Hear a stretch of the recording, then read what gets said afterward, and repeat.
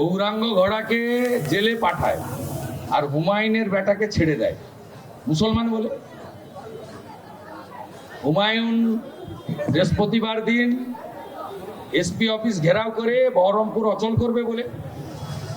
তার মানে এই সরকার জামাতিদের কাছে আত্মসমর্পণ করছে, এটাই তো প্রমাণিত হয়।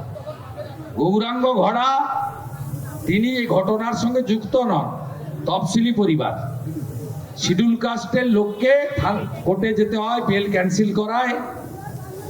আর হুমায়ুন সাহেবের ছেলে মুসলমান বলে ধমক খেয়ে তাকে 6 ঘন্টা পরে থানা থেকে ছেড়ে দিতে হয়।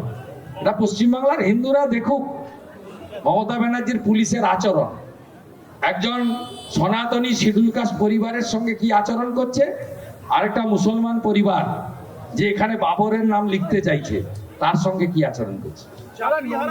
বিজেপি কর্মীকে মারছে, মন্দির বাজারেও আপনাদের বিজেপির BLO-2 কে বেধড়ক মারধর করেছে, তার স্ত্রীর সঙ্গে শ্লীলতাহানির অভিযোগ করেছে। 24 ঘন্টা কেটে গিয়েছে, কোনো ব্যবস্থা নেওয়া হয়নি। নেবে না। পুলিশের কাজ তৃণমূল কংগ্রেসকে প্রতিষ্ঠিত করা।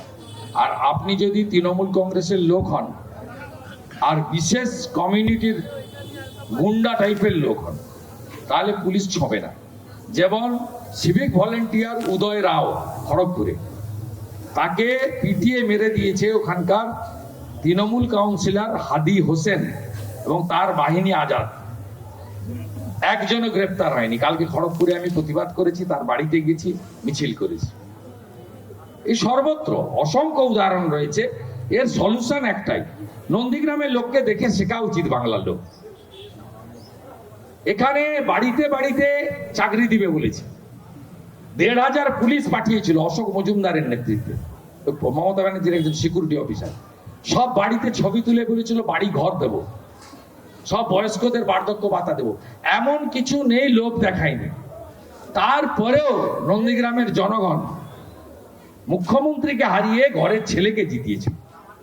নন্দীগ্রাম 21-এ যা বুঝেছিল, এখন অভয়ার বাবা মা তাই বলছে। 26,000-এর চাকরি গেছে, তারাও সেই কথা বলছে। এখন হুমায়ুন কবির, নৌসাদ সিদ্দিকীদেরও একই কথা বলতে হচ্ছে। তাই নন্দীগ্রাম গতকাল যা ভাবে আজকে পশ্চিমবঙ্গকে তা ভাবতে হচ্ছে।